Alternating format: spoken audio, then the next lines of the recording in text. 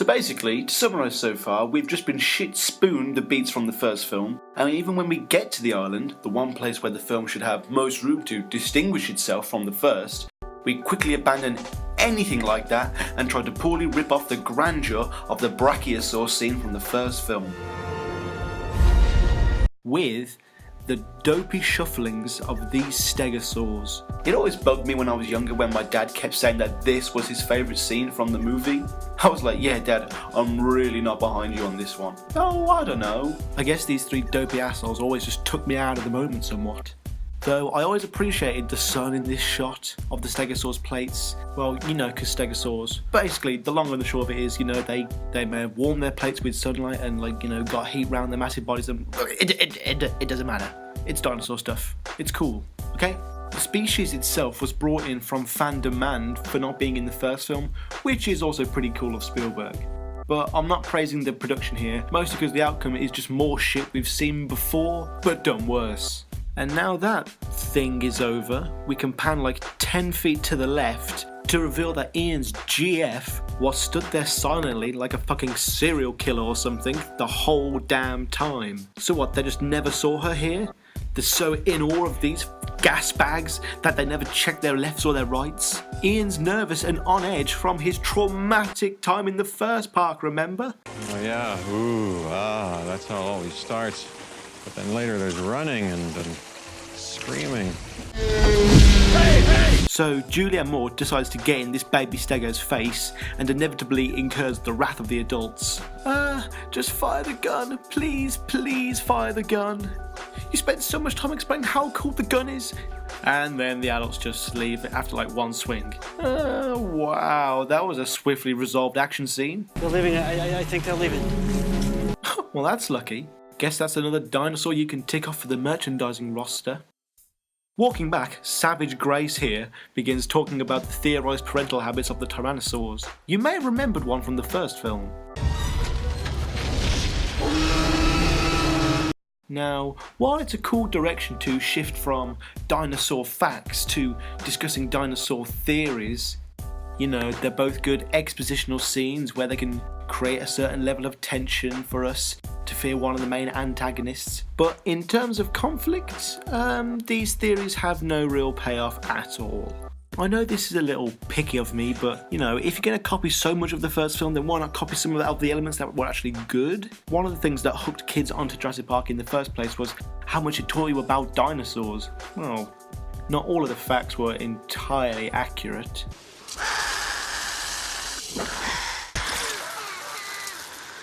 If you're going into modern paleontology, then it really should be expanded. Like, the first act could have been slowed down more to indulge dino nerds in what they really came for.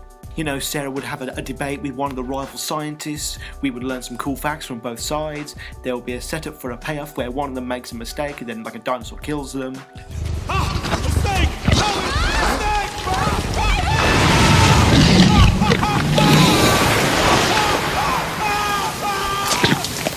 Oh wait, they kinda totally did do that. My bad. Then why don't I remember any of this? This could have been some really interesting shit to devour, but it's just left by the wayside. While to some degree they do discuss Rex hunting ranges, it really doesn't go anywhere.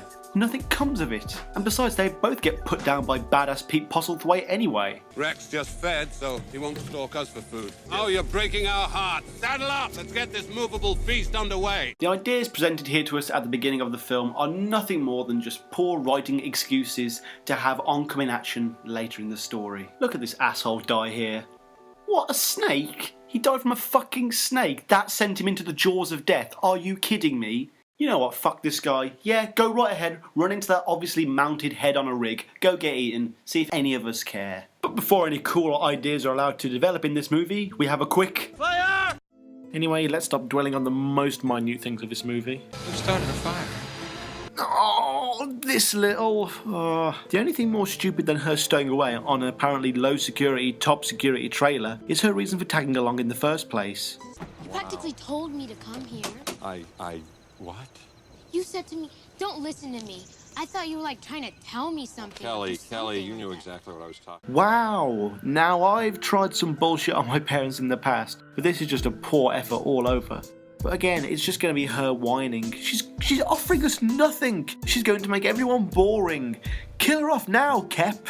So Malcolm sees some helicopters nearby and decides to try and flag them down by hand. Once he realises that this was a stupid idea and it was never going to work, this guy spots that they're InGen choppers. And just in time really, as Spielberg realises how boring the last 5 minutes really were, and we get a fuel injection of awesome. This chase sequence is one of the few standout moments in the film for the sheer badassery in it. The design team really runs riot with the possibilities. Look at all this stuff. It's almost weapons grade imagination fuel. You've got this thing, these things, and that's so cool the way it comes out like that. And then there's this shot. Oh, and that bit. Though it is here where the film gets a bit, well, just... What people don't seem to realise here is that the kids paying to see this movie love dinosaurs. And even if that does inadvertently answer my question earlier about why we don't get to see characters shoot them, we also didn't come here to see dinosaur abuse. Like Jesus, it's not hard to get me to hate the villain. You don't have to make him hurt one of the few things I loved as a child. I'm on your side.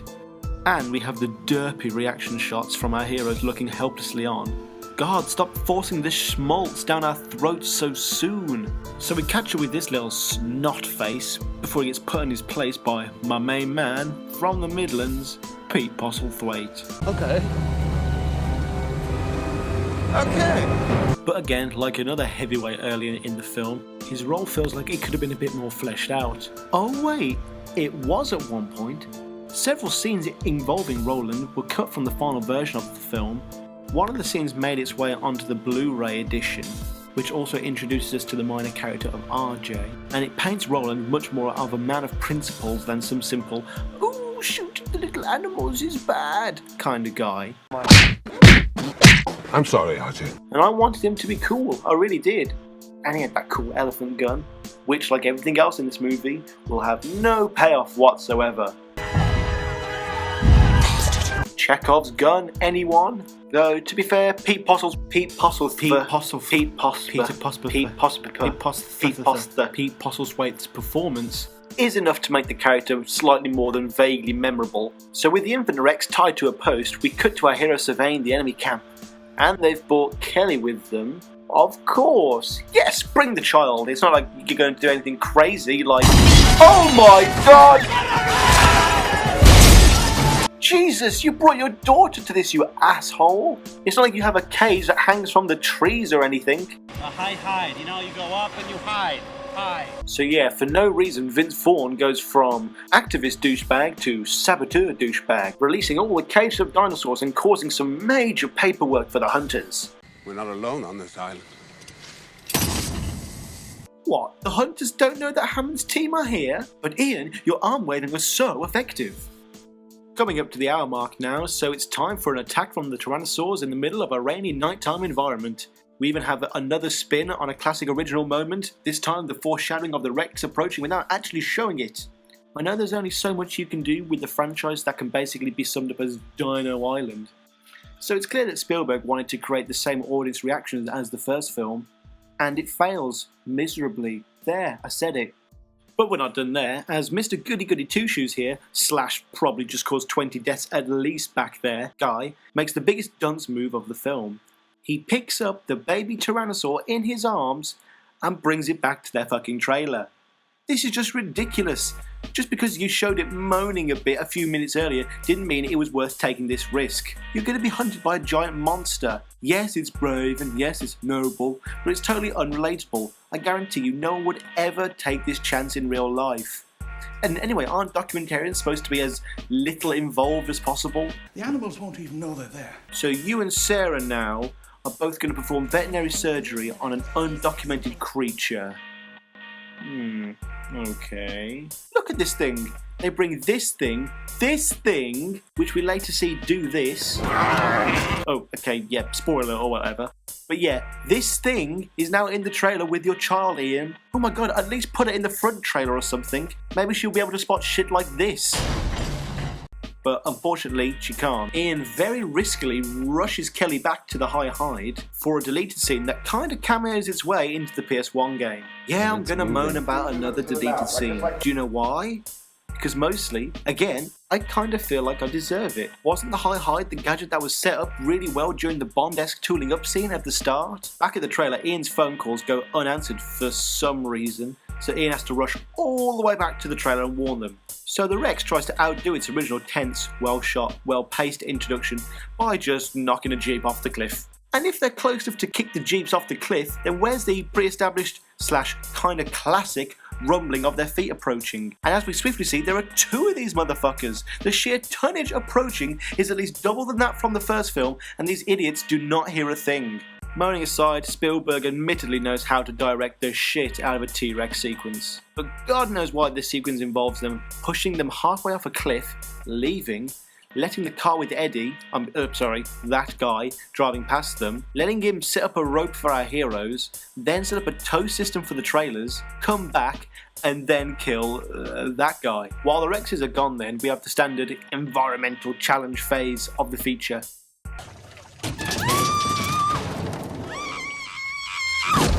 Get off the glass! Move now! Now! Now! Grab it! Grab it now! Oh my god, I hope you fall, you bitch! Damn it!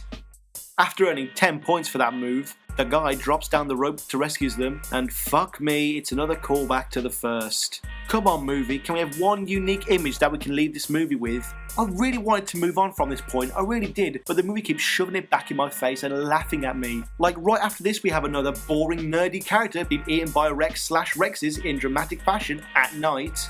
Back to our heroes now, and while they've demonstrated to us that they can seem to appear to fly through trailers, they can barely climb a fucking rope. And then what do? Well, of course, they climb all the way up the fucking rope right to the top with a sunburst of energy, only to meet a familiar face. Dun dun dun. Yeah, my main man Pete. Fuck yeah. Are you looking for a problem? I found you, didn't I? Oh, we're doing this plotline now? Okay. Let's just get this the fuck over with.